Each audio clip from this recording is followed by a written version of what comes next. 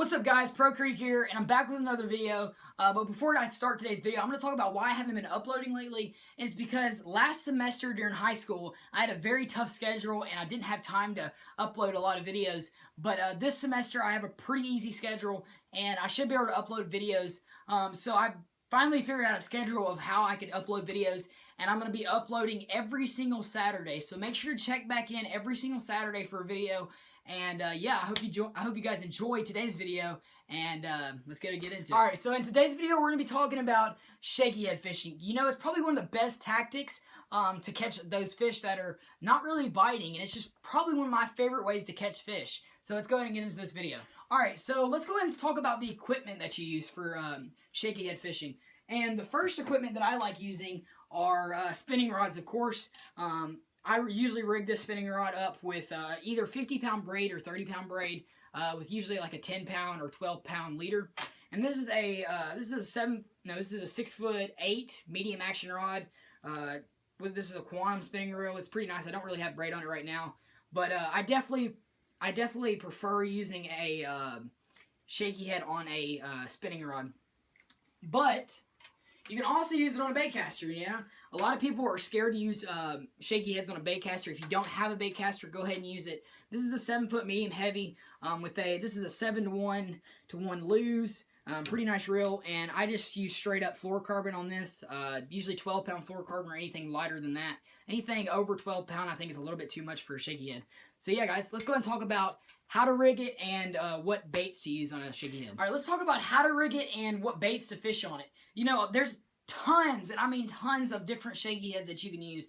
You can use, this is a 2-aught, I don't know if you can see that. This is a 2-aught hook, I believe. It might be a 1-aught, I'm not for sure. But you can use small, this is probably the smallest one you can get, or you can use big shaky heads. I prefer using the smaller ones just because I feel like I get more bites on smaller baits. But if you're fishing on a big lake and stuff, like Texas or Florida or something, then go ahead and use a big shaky head. So let's go ahead and get into what baits to use on it. Alright, so these are some of the baits that I use on a shaky head. I usually use just a trick worm. I feel like those are helpful, but a lot of people don't know. But I do use a crawl too. This is a June bug crawl, I believe. But I do use crawls on it too. Alright, this is a Zoom. This is in chartreuse with black flake, I think. It's just a trick worm. And this is a 6-inch worm. And then this is a slider.